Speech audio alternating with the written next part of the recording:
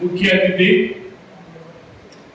Padmashri award గ్రహీత ఎంఆర్పిఎస్ వ్యవస్థాపక అధ్యక్షులు మాన్యశ్రీ మందకృష్ణ మాదిగన్న గారికి, సభాధ్యక్షులు డేవిడ్ రాజు గారికి, విజయరాజు గారికి, అలాగే మాజీ మంత్రివర్యులు రావిడి కిషోర్ బాబు అన్న గారికి, ఇక్కడ ఇచ్చేసినటువంటి నా రక్త సంబంధికులందరికీ, పాస్టర్లందరికీ నా హృదయపూర్వక జైలు తెలియజేస్తా ఉన్నాను. నేను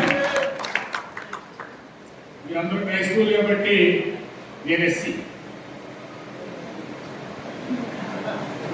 అందుకనే నేను అంబేద్కర్ పాట పాడతాను, కానీ ఎవరు పాట పాడతాను. ఆరాధన అందుకో, ఆరాధన అందుకో, పాప క్షమాపణ జీవము నిచ్చిన కరుణామయ అందుకో, ఆరాధన అందుకో. అబ్రహాము ఇస్సాకు యాకోబు దేవా, మోషేతో ఉన్నావు ఉన్నానని, అల్పాయువు నీవే ఓ మేఘయును, అల్పాయువు నీవే ఓ మేఘయును, ఆద్యంతరహితుడవు నీవేనని, ఆద్యంతరహితుడవు నీవేనని, ఘనత మహిమ నీకేనని, హల్లెలూయా గానము చేసెదను, పాప క్షమాపణ జీవము నిచ్చిన కరుణామయ అందుకో, ఆరాధన అందుకో. ఈరోజు ఈ నలుగుర సభలో అన్నగారితో పాల్గొనడం చాలా సంతోషంగా ఉంది. అన్నగారు చాలా సుదీర్ఘంగా మాట్లాడటానికి ఆయన సిద్ధంగా ఉన్నారు. దళిత క్రైస్తవులకి ఎస్సీ హోదా రద్దు చేయాలని చెప్పి సుప్రీంకోర్టు తీర్పు ఎప్పుడైతే ఇచ్చిందో, మార్చి నెలలో వెంటనే మన కృష్ణన్న హైదరాబాద్ ప్రెస్ క్లబ్ లో ప్రెస్ మీట్ పెట్టి చాలా అనర్గళంగా, అంటే క్రైస్తవత్వంలో ఎన్నో సంవత్సరాల నుంచి సీనియారిటీ ఉన్న విధంగా దళిత క్రైస్తవులకు ఏమైతే అన్యాయం జరుగుతుందో చాలా విపులంగా చెప్పినప్పుడు నేను ప్రెస్ మీట్ చూశాను.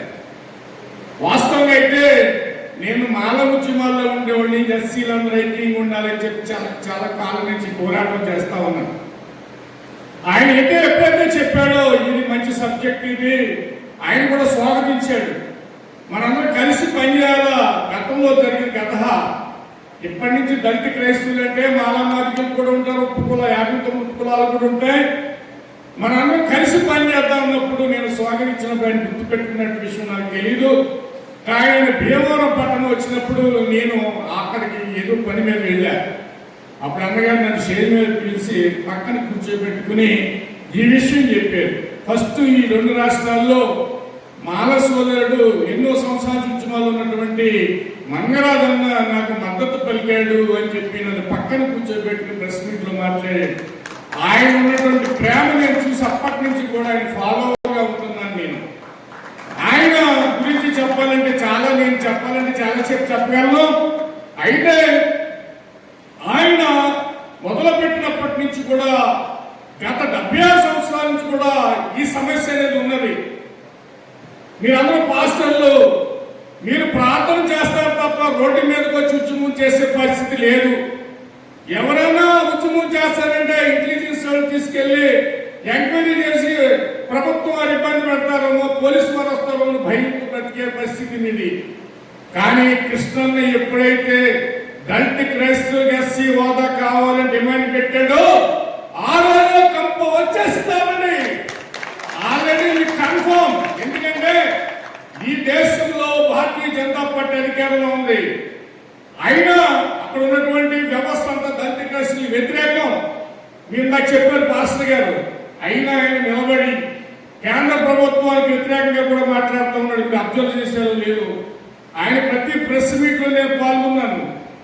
ఆయన ఒకటే చెప్తున్నాడు, నా జాతి వివక్షకు గురవుంది, ప్రత్యేకమైన లేక ఆ రోజున గుడికి బడికి లేని వెళ్ళలేని సమయంలో ప్రత్యేకంగా క్రైస్తవ మతం వచ్చింది. మిషనరీలు వచ్చారు, బడి కట్టించారు, హాస్పిటల్ కట్టించారు, కావాల్సిన తిండి పెట్టారు. దానికోసమే మనం క్రైస్తవ మతంలోకి వెళ్ళాం. మరి దేశానికి భారత రాజ్యాంగం అమల్లోకి వచ్చినప్పుడు 1950 జనవరి 20వ తేదీన ఈ రాజ్యాంగంలో ఇది లేదు. ప్రెసిడెన్షియల్ ఆర్డర్ 1850 ప్రెసిడెన్షియల్ ఆర్డర్ లేదు, చేర్చారు. కుట్ర జరిగింది అక్కడ. భారత రాష్ట్రపతి ప్రధానమంత్రి అందరూ అక్కడ ఉన్నారు కాబట్టి ఈ దేశంలో ఉన్నటువంటి మూలవాసులు ఈడ క్రైస్తవాన్ని నమ్ముకుంటే ఈ దేశం అంతా క్రైస్తవం అయిపోతుంది. అందుకోసమని ఎస్సీలోనే ఉంచాలి. అంటే హిందూ మతం ఉంటేనే అంటే ఎస్సీ ఎస్టీ అట్రాసిటీ యాక్ట్ కానీ అది మధ్యలో వచ్చింది అనుకోండి, ఈ రిజర్వేషన్లన్నీ కూడా వర్తిస్తాయి. వీరి మాత్రం హిందూ మతం దాటి వేరే మతంలోకి వెళ్తే వర్తించమని చెప్పేసి రాజ్యాంగం అమలు చేయడం పెట్టడం జరిగింది. అయితే ప్రెసిడెన్షియల్ ఆర్డర్ పెట్టిన తర్వాత మనం ఎప్పటి నుంచో జరుగుతున్న ఉద్యమాలు, క్రైస్తవులందరూ కూడా ఉద్యమాలు చేస్తా ఉన్నాం. నేను కూడా అప్పుడు దళిత ఎస్సీ హోదా పెట్టాలని ఉద్యమాలు చేస్తా ఉన్నాం. కానీ తర్వాత 1956లో సిక్కులు ఉద్యమం చేస్తే వాళ్ళు కూడా ఎస్సీ జాబితాలో పెట్టారు. తర్వాత బౌద్ధులు 1990లో ఉద్యమం చేస్తే అక్కడ కూడా ఎస్సీ జాబితాలో పెట్టారు. మరి మాలమాదిగలు ఏం చేశారు? మాలమాదిగలు క్రైస్తవులు నమ్ముకుంటే వీళ్ళు ఎస్సీ కాకుండా బీసీసీ అట, మనకి ఎస్సీ అట్రాసిటీ యాక్ట్ వర్తించదట, మనకి రిజర్వేషన్ వర్తించదట. ఈ రోజున ఈ దేశంలో ఈ రాష్ట్రాలలో చాలా మంది ఎస్టీలు నమ్ముకుంటా ఉన్నారు, బీసీలు నమ్ముకుంటున్నారు, ఓసీలు నమ్ముకుంటా ఉన్నారు. వాళ్ళ క్రైస్తవం తీసుకున్నారు కానీ వాళ్ళకి రిజర్వేషన్ పోవటం లేదు. ఒక ఎస్టీ క్రైస్తవం తీసుకుంటే వాళ్ళకి రిజర్వేషన్ కంటిన్యూ అవుతా ఉంది. ఒక బీసీ తీసుకుంటే బీసీ రిజర్వేషన్ కంటిన్యూ అవుతా ఉంది. ఓసీ తీసుకుంటే యూడబ్ల్యూఎస్ అనేది ఉంది. అంటే ఎస్సీ ఎస్టీల కంటే ముందు వచ్చేది ఉద్యోగాలకి. అంటే ఆ పరిస్థితుల్లో మన మీద కుట్ర జరుగుతూ ఉంది. ఈ విషయంలో అన్నగారు స్పందించి ఆయన చెప్తారంటాను, నేను ఎక్కువగా చెప్పను. అయితే నేను ఒకటే తెలుసుకున్నాను, అందరికీ ఉన్న చట్టం మనకెందుకు వర్తించదు, అందుకోసమని మనం పోరాటం చేయవలసిన అవసరం ఉంది. ముఖ్యంగా అన్నగారు మనందరూ ఇక్కడ ఉద్యమాలు చేస్తున్నాం. మే 27వ తేదీన అందరికంటే ముందుగా అక్కడ పుస్తకం ఇక్కడ ఉన్న ఫైలు, ఇలాంటి ఫైలు 200 పేజీలు ఒక బుక్ తయారు చేసి దాంట్లో దళిత క్రైస్తవులకు ఉన్న హక్కులని పొందుపరిచి దాంతో పాటు 3 పెద్ద బ్యాగులు దానికి ఉన్న ఎవిడెన్సెస్ ఆధారంతో సహా అన్నగారు ఢిల్లీ వెళ్ళారు.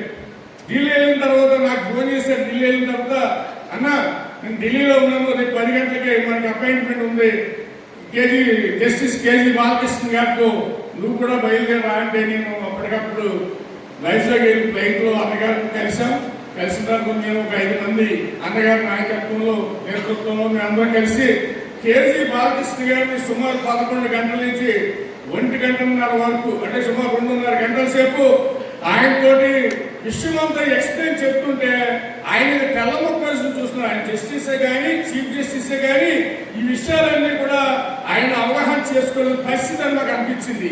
ఎందుకంటే ఇంతకుముందు ఉన్నటువంటి రంగనాథ్ మిశ్రా కమిషన్ అందరూ కూడా ఇట్లా దేశమంతా తిరిగి వాళ్ళందరూ కూడా సుమారు 12 కమిషన్లు రిపోర్ట్ ఇచ్చాయి.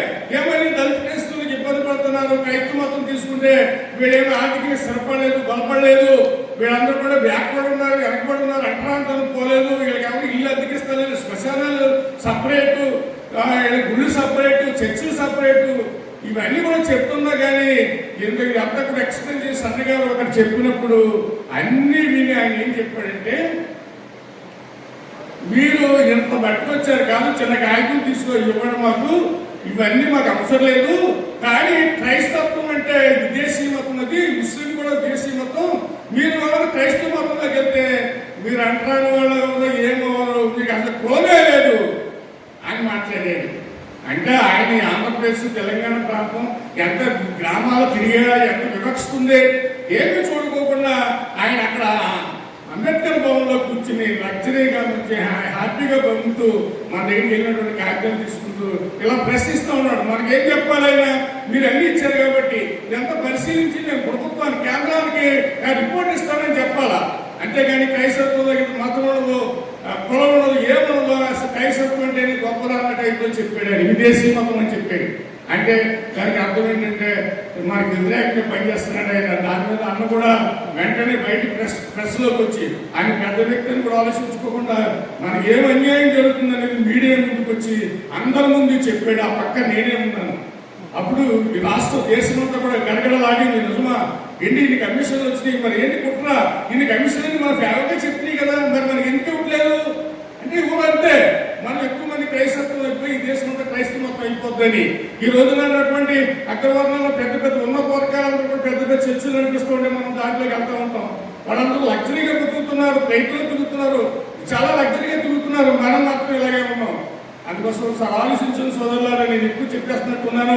అందుకు మీకు ఒకటే చెప్పదలుచుకున్నాను. మనందరం కూడా అన్నగారి నాయకత్వంలో అన్నగారు స్టార్ట్ చేశాడు. ఈ రోజున రాష్ట్రంలో ఆంధ్రప్రదేశ్లో ఎక్కువగా నేను చూస్తాను. మన ఆంధ్రప్రదేశ్ కాబట్టి అక్కడ ఎక్కువగా ప్రతి ఒక్కరూ కూడా నాయకులంతా తయారైపోయి దళిత ఎస్సీ హోదా కావాలని చెప్పి సూచనలు చేస్తాను. ఈ స్ఫూర్తిగా తీసుకుని ఇక్కడ మన తెలంగాణలో కూడా మీరు కూడా చేస్తున్నారని నేను అనుకుంటున్నాను. మీరందరూ కూడా చేయవలసింది ఏంటంటే ప్రార్థనతో పాటు బైబిల్లో చేతితో పట్టుకుని, ఇంకోటి మన రాజ్యాంగాన్ని కూడా ఇంకో చేతితో పట్టుకుని మన ప్రజా పోరాటానికి ఉద్యమ స్ఫూర్తితో అన్న నాయకత్వంలో ముందుకెళ్లాలని ఈ అవకాశం కల్పించినటువంటి అందరికీ కూడా హృదయపూర్వక నమస్కారాలు, వందనాలు తెలియజేస్తున్నాను. Thank you.